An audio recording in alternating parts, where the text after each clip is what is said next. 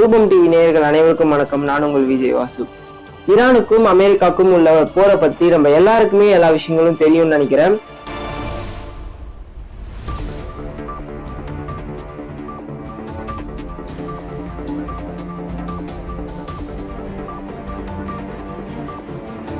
கடந்த 100 நாட்களாவே பாத்தீங்கன்னா ஈரானுக்கும் அமெரிக்காவுக்கும் ஒரு பெரிய போர் நடந்துட்டு இருக்குன்னு சொல்லலாம்.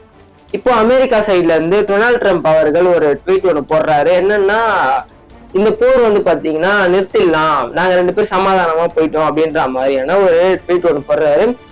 டொனால்ட் ட்ரம்ப் ஒரு 3 நாளைக்கு முன்னாடி என்ன பண்ணியிருக்காருன்னு பாத்தீங்கன்னா, நான் உங்களை அடிக்க போறேன் அப்படின்ற மாதிரி ஒரு ட்வீட் போடுறாரு. அதுக்கு ஈரான் நாட்டு தலைவரும் என்ன பண்றாருன்னு பாத்தீங்கன்னா, பாத்துக்கலாம், நானும் நீ அடிச்சா நானும் அடிப்பேன் அப்படின்ற மாதிரியான விஷயங்களை சொல்றாரு.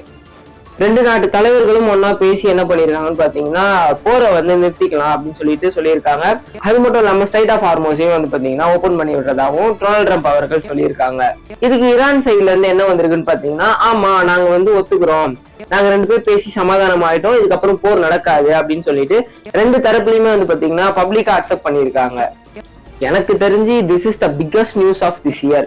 என்ன காரணம் அப்படின்னு பாத்தீங்கன்னா, நம்ம ஊர்ல மட்டும் இல்ல, உலகத்துல இருக்க ஏகப்பட்ட ஊர்ல பெட்ரோல் டீசலோட விலை, கேஸ் சிலிண்டரோட விலைகள்லாம் பாத்தீங்கன்னா ரொம்ப பெருசா ஏறிச்சு அப்படின்றாங்க. காரணம் ஸ்ட்ரைட் ஆஃப் ஹார்மோஸை மூடி வச்சதுதான்.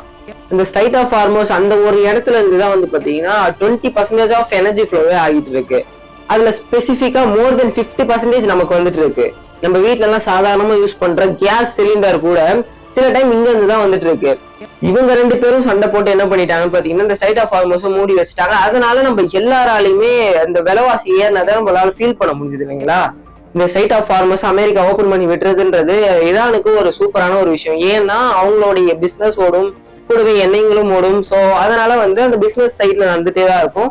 பட் அது கூடவே இன்னொரு விஷயம் நடந்திருக்கு. என்னன்னு பாத்தீங்கன்னா, ஈரானுடைய 12 பில்லியன் சொத்து மதிப்பை அமெரிக்கா ரொம்ப வருஷமாவே ஃப்ரீஸ் பண்ணி வச்சிருந்தாங்க. 12 மில்லியன் இல்லைங்க, 12 பில்லியன் சொத்து மதிப்பு. இது பாத்தீங்கன்னா உலகத்துல இருக்க பேங்க்ஸ் தான் அங்கங்க ப்ராப்பர்ட்டிஸா இருந்துச்சு.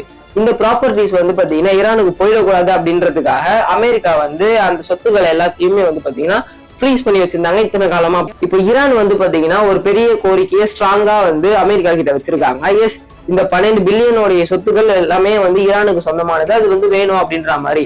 இத்தனை காலமா ஈரானுக்கு சொந்தமான அந்த சொத்துக்களை பாத்தீங்கன்னா அவங்களாலே தொட முடியாத அளவுக்கு அமெரிக்கா லாக் பண்ணி வச்சிருந்தாங்க. இப்போ அது பாத்தீங்கன்னா ரிலீஸ் ஆயிடும் அப்படின்ற மாதிரி அல்ஜீரியால பாத்தீங்கன்னா பதிவாயிருக்கு.